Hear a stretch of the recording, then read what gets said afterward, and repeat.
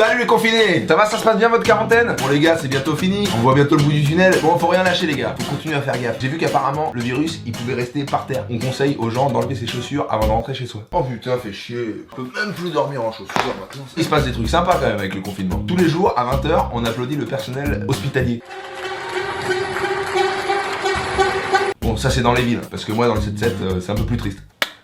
Ouais! Ta gueule! Mais non, mais il est 20h là. Je veux dormir moi. D'ailleurs, le gouvernement remercie le personnel hospitalier dans les médias, alors qu'il y a quelques semaines, on les gazait à la République. C'est un petit peu contradictoire. D'ailleurs, c'est le thème de ma vidéo. Oh, quelle transition. Là, il est très très fort. Je trouve que dernièrement, on a vécu pas mal de contradictions. Comme le fait qu'on héroïse le personnel médical dans les médias, alors que ça faisait 8 mois qu'ils étaient en grève, parce qu'ils étaient en galère de budget. Du coup, en ce moment, ils s'adaptent. En Italie, comme en France, on commence à utiliser des masques Décathlon pour remplacer les respirateurs. Alors, c'est ingénieux, bravo. Mais moi, ça me rassure pas trop quand même. C'est chelou comme endroit quand même là, non? Oui, bah désolé, mais il y a plus de place au bloc. Mais c'est une fourchette? Ah oui, mais on a plus de bistouri. Restriction budgétaire.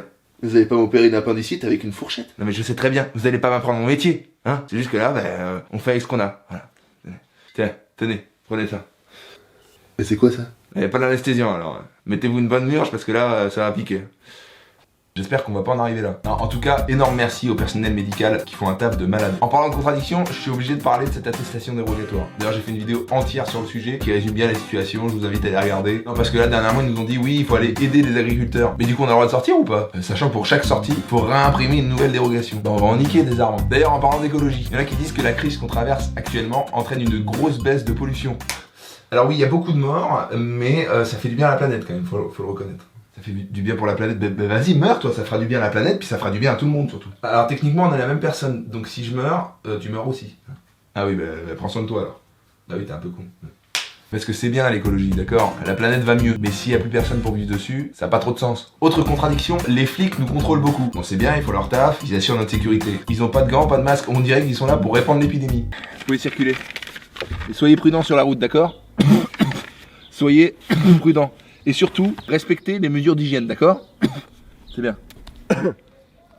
Il y a un mec qui s'est fait courser par un flic il y a pas longtemps. Il était en règle, c'est juste qu'il voulait pas se faire contaminer. Autre contradiction. Il y a 2 semaines, on présente la chloroquine comme une substance vénéneuse. Maintenant, elle est autorisée à la prescription. Du coup, on sait pas trop quoi penser. Il y a un américain, il a entendu Trump dire du bien de la chloroquine. Du coup, il s'est chauffé. Il a bouffé un nettoyant pour aquarium. Comme si tu disais, tiens, il y a du bicarbonate dans le Doliprane. Du coup, je vais bouffer du Décafour. En même temps, c'est moins cher. Allez, dernière contradiction, les tabacs restent ouverts. On autorise les gens les plus à risque à aller se regrouper au même endroit. Le gouvernement a dit, non mais la cigarette c'est une drogue. Je suis désolé, mais pour certains, le sexe aussi c'est une drogue. Et pourtant, on laisse pas Patrick Bruel sortir de chez lui. C'est la voix. Celle-là elle est gratuite. Bon bah sur ce, je crois que j'ai tout dit. Merci d'avoir regardé ma vidéo jusqu'au bout. Bon, comme d'habitude, vous pouvez me laisser en commentaire un thème que vous aimeriez que j'aborde. Moi ça m'amuse de vous lire, et puis ça m'aide. On bosse ensemble. Sur ce, prenez soin de vous et de vos proches. Moi je vous embrasse de loin. Voilà. Hop, vers l'infini et au-delà. Allez, salut.